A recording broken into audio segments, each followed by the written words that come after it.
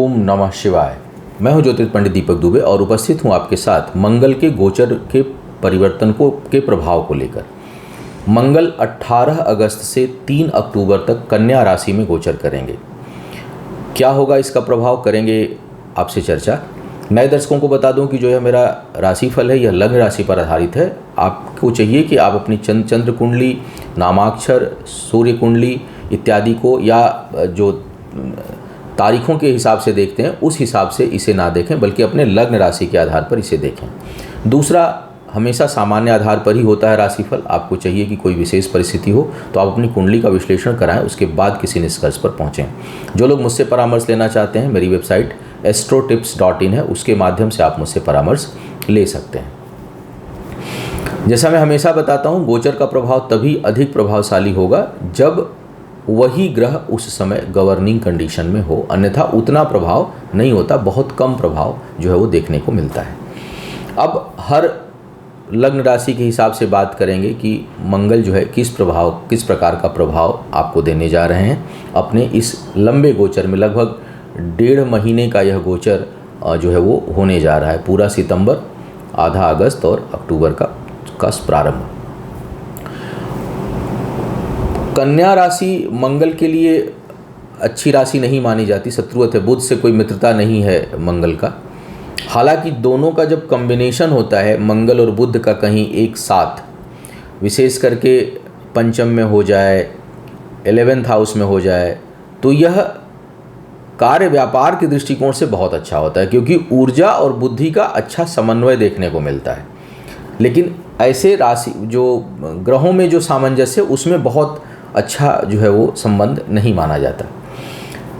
अब एक एक करके बात करते हैं लग्न राशि के हिसाब से कि किस प्रकार का परिणाम मंगल देंगे। मंगल की मंगल का जो प्रभाव है, एक तो स्थान का प्रभाव होता है, जहाँ बैठे हैं वो देंगे। मंगल की दृष्टि भी 3 है, एक चौथी दृष्टि। अब कन्या राशि में मंगल का गोचर हो रहा है, तो कन्या राशि में होने का प्रभाव प्लस चौथी दृष्टि जो जाएगी इनकी, वो धनु राशि पर जाएगी।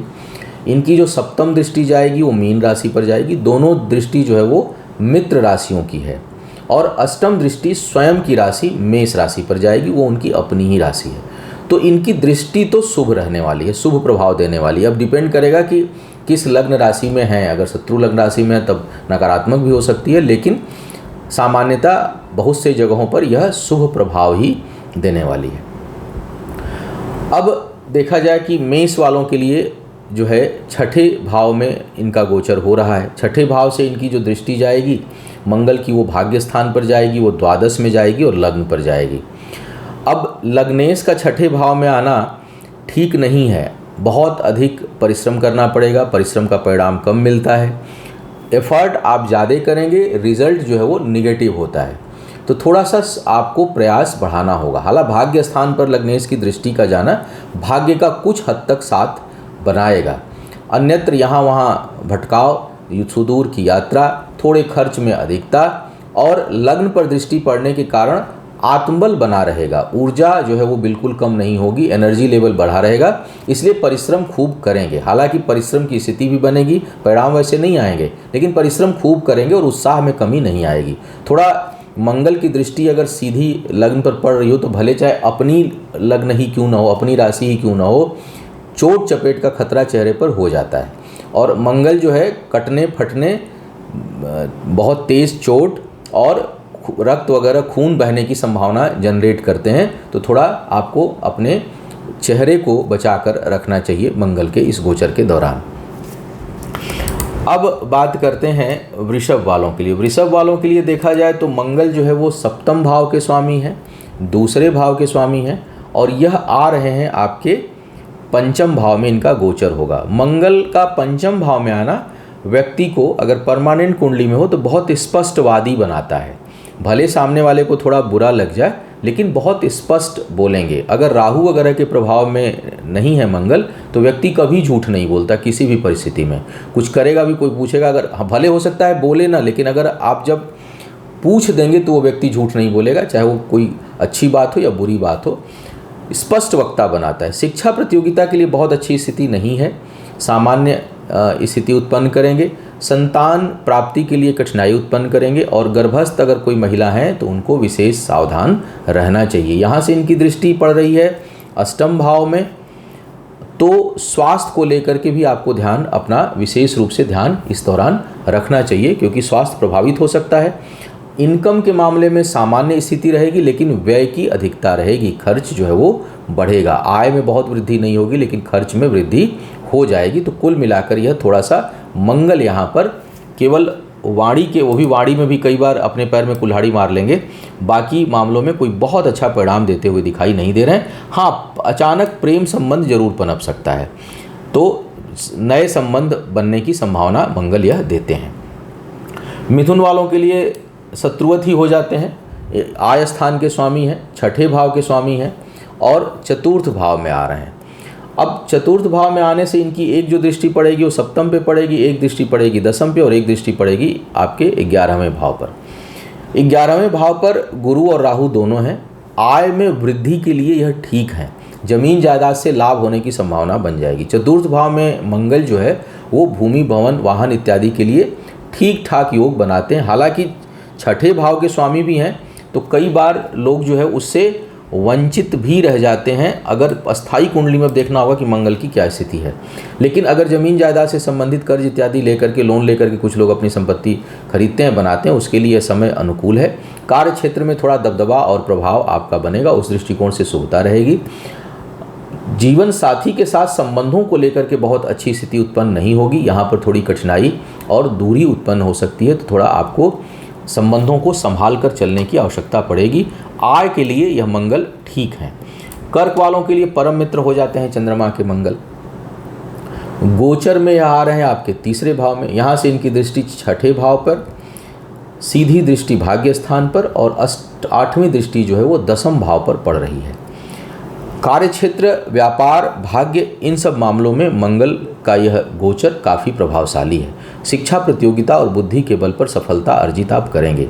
खूब यारी दोस्ती निभाएंगे, दोस्तों के लिए किसी भी हद तक जा सकते हैं। इस समय कोई कर्ज, ऋण, रोग, शत्रु है वह परास्त होगा। आपका पुरुषार्थ और पराक्रम, आत्मबल खूब बढ़ा चढ़ा रहेगा।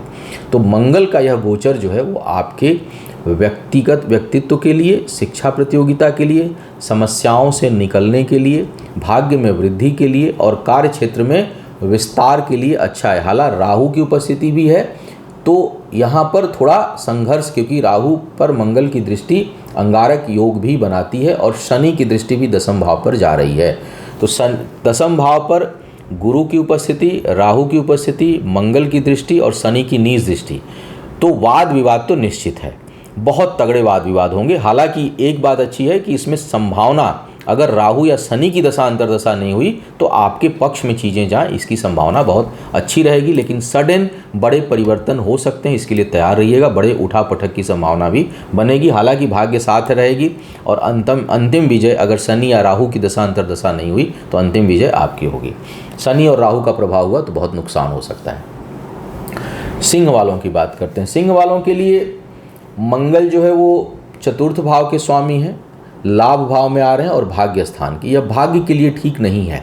भाग्य पक्ष का उतना साथ, हालांकि दृष्टि जा रही है अष्टम भाग्य स्थान पर, फिर भी भाग्य से अचानक उतार चढ़ाव देखने को मिलेगा और कुछ हद तक कई मामलों में भाग्य ऋणात्मक निगेटिव रोल प्ले कर सकती है। तो थोड़ा लक के भरोसे उतना नहीं रहना है। जमीन जायदाद और संपत्ति इस समय बेचने से लाभ मिलेगा। अगर कहीं आपके पास है और सेल करना चाह रहे हैं तो उससे लाभ की स्थिति उत्पन्न होगी या उसकी प्राप्ति भी होगी। तो ज़मीन जायदाद से लाभ के लिए ठीक है। वाणी बहुत प्रखर रहेगी, बहुत तेज जो है वो आपका प्रभाव इस दौरान रहेगा। सूर्य भी लग्न पर है तो थोड़ा, लेकिन बचत के लिए अच्छा नहीं है। सेविंग आपको अधिक करने की सलाह दी जाती है। बचत को लेकर के सावधान रहें और सोच समझ करके धन आप खर्च करें। मंगल यहाँ पर कोई बहुत अच्छा योग बनाते हुए नहीं दिखाई दे रहे हैं। कन्या वालों की अगर मैं बात करूं तो लग्न में ही आ गए हैं, अष्टमेश हैं और तीसरे भाव के स्वामी हैं। पूर्ण मार्केश हो जाते हैं कन्या वालों के लिए मंगल। बुध कुछ समय तक शुरुआत में बुध अभी है नहीं, लग्न पे है नहीं और वो द्वादश में है और मंगल जो है वो 1-1.5 महीने करीब आपके लग्न पर ही रहेंगे। स्वास्थ्य को लेकर के बेहद सावधान रहिएगा। इस समय अगर कहीं मंगल की दशा और उसमें कहीं बुध का अंतर आ रहा है तो यह गंभीर स्थिति स्वास्थ्य को लेकर के उत्पन्न कर सकता है। शरीर के ऊपरी हिस्से में चीर फाड़, चोट चपेट की संभावना, प्रबल संभावना इस दौरान बनेगी। आपको हर जगह हर तरह से सावधान रहने की सलाह दी जाती है। क्रोध अधिक आएगा, क्रोध पर नियंत्रण रखिएगा और बिना वजह झुंझलाहट जो है वो उत्पन्न हो सकती है। जीवन साथी के साथ वैचारिक मतभेद, तनाव या जीवन साथी के लिए भी कष्टकारी स्थिति उत्पन्न हो, ऐसा योग मंगल यहाँ पर बनाएंगे। तो यहाँ पर जमीन जायदाद के मामले में कुछ हद तक सफलता आपको मिल सकती है, कहीं वाद विवाद है तो उसमें आपको सफलता मिल सकती है, लेकिन मंगल यहाँ किसी भी लिहाज से आपके लिए मंगल करते हुए दिखाई नहीं दे रहे हैं। तुला वालों की बात किया जाए तो आपके लिए मंगल दूसरे भाव के स्वामी है और सप्तम के स्वामी है। यहाँ से ये इनका गोचर जो हो रहा है ये द्वादश में हो रहा है। द्वादश में मंगल का आना, चूँकि सप्तमेश भी मंगल है, हालांकि मंगल की दृष्टि जाती है लेकिन 8वीं दृष्टि जाती है, यह विवाह भंग दोष उत्पन्न करता है। और सप्तम भाव पर इस समय गुरु भी हैं, छठे के स्वामी भी हैं और राहु भी हैं। जिनके जीवन में जिनका वैवाहिक जीवन अच्छा नहीं चल रहा है उसमें कलेश है, यह 1.5 महीना बहुत भारी पड़ने वाला है और बहुत से लोगों के संबंध बिल्कुल टूट सकते हैं। इसमें बहुत तेज वाद विवाद हो सकता है और पूरी तरह से टूटने की संभावना बन जाएगी, क्योंकि मंगल सप्तमेश भी है, दूसरे भाव के स्वामी है। यहाँ से दृष्टि जो है वो 6-8 का संबंध बन रहा है, 8वीं दृष्टि पड़ रही है सप्तम भाव पर। या कहीं से कई लोग कहते हैं कि मंगल की दृष्टि यहाँ पर मांगलिक दोष को खत्म करेगी, लेकिन वहाँ गुरु भी हैं, छठे के स्वामी भी बैठे हैं, राहु भी बैठे हैं और मंगल की दृष्टि जा रही है। कहीं से भी अच्छा शनि की भी नीच दृष्टि जा रही है। इसका मतलब कि संबंधों के लिए बेहद खराब स्थिति उत्पन्न कर रहे हैं। किसी भी प्रकार के साझेदारी के कामों से इस दौरान बचिएगा। पहले का है तो संभालिएगा, नया बिल्कुल प्रारंभ करने की सलाह नहीं दी जा सकती है। बहुत अधिक धन हानि का योग बनेगा तो आपको सलाह दी। और छठे से, क्योंकि मंगल, केतु, राहु, सूर्य ये बहुत तेज प्रभाव देते हैं, तेज तीव्रता से इनका प्रभाव आता है, तो आप आर्थिक मामलों में बहुत सोच समझकर फैसला लीजिएगा। नए व्यापारिक अनुबंध बिल्कुल नहीं करना है जब तक मंगल यहाँ पर है। इसके बाद भी मंगल का गोचर अच्छा नहीं होने वाला है, तो ये आने वाले टाइम में भी 2-4 महीने परेशानी करेंगे मंगल आपको। तो कुल मिलाकर के फिलहाल जो मंगल का गोचर है यह कार्य व्यापार में सावधानी रखने का, बिना वजह या अति आवश्यक नहीं होने पर धन से संबंधित रिस्क नहीं लेना, नए साझेदारी में बिल्कुल नहीं पड़ना, वैवाहिक जीवन को संभालना और किसी भी नए प्रकार के व्यक्तिगत रिश्तों में नहीं पड़ने की सलाह यहाँ पर दी जाती है। धन खर्च इत्यादि से बहुत सावधान रहिएगा। तुला वालों के लिए बेहद नकारात्मक परिणाम मंगल देंगे। वृश्चिक वालों के लिए लग्नेश हैं, छठे भाव के स्वामी हैं, आय स्थान पर आपके आ रहे हैं, मिला जुला परिणाम यहाँ पर देंगे। चूँकि लग्नेश भी हैं, लग्नेश होकर के आय स्थान पर हैं तो इनकम के दृष्टिकोण से अच्छा परिणाम आपको देने वाले हैं। कई बार व्यक्ति जो है वो कर्ज लेकर अपने आय के साधन जनरेट करता होता है। थोड़ा बहुत जैसे आपने बिजनेस लोन ले लिया, बिजनेस लोन लेकर के अपने काम को बढ़ा रहे हैं, तो उस दृष्टिकोण से बेहतर है। परिश्रम का परिणाम उचित मिलेगा, आय में वृद्धि होगी, शिक्षा प्रतियोगिता में सफलता के आसार बनेंगे, बुद्धि थोड़ी तेज रहेगी, क्रोध आक्रोश आ सकता है, उससे बचने की सलाह दी जाती है। और साथ ही साथ इस दौरान आपको बचत में थोड़ी कठिनाई आपको महसूस हो, कर्ज से लाभ की स्थिति हो, इस प्रकार का योग यहाँ पर मंगल जो है वो बना रहे हैं। जो लोग विवाह इत्यादि के योग्य हैं उनके लिए समय सामान्य रहेगा, बहुत ना अनुकूल होगा न बहुत प्रतिकूल होगा, क्योंकि शुक्र की राशि पर दृष्टि यहाँ पर पड़ेगी लग्नेश के। यहाँ पर चूँकि तो बहुत क्षमा करिएगा, छठे भाव में पड़ रही है, क्षमा करिएगा, सप्तम में दृष्टि नहीं पड़ेगी, छठे भाव में पड़ेगी। तो लग्नेश की दृष्टि आय स्थान से छठे भाव में पड़ रही है, तो यह ऋण, रोग और शत्रु का नाश करने वाली होगी। इस दौरान कहीं हालांकि राहु भी हैं, अकारण लोग उलझेंगे, चीज़ें उत्पन्न होंगी, लेकिन वो नष्ट होंगी। वहाँ पर आप अपने पुरुषार्थ, पराक्रम, बुद्धि के बल पर चीज़ों को समाप्त करने में सफल होंगे। तो कुल मिलाकर वृश्चिक वालों के लिए इनका गोचर ठीक है। धनु वालों के लिए अगर देखूं तो पंचमेश हैं और द्वादश भाव के स्वामी हैं, दसम भाव में मंगल आ रहे हैं। अच्छा परिणाम यहाँ पर देंगे, शिक्षा प्रतियोगिता में सफलता प्राप्त होगी। जो लोग संतान के इच्छुक हैं, हालांकि वहाँ राहु भी हैं, शनि की भी दृष्टि जा रही है, तो जैसा मैंने कहा ना कि ऐसी ग्रहों की स्थितियाँ हैं कि कोई भी ग्रह पूर्ण शुभ स्थिति होते हुए भी शुभ प्रभाव नहीं दे पाएगा, क्योंकि 2 ग्रह खराब और 2 ग्रह अच्छे, तो ये 50-50 बना देते हैं।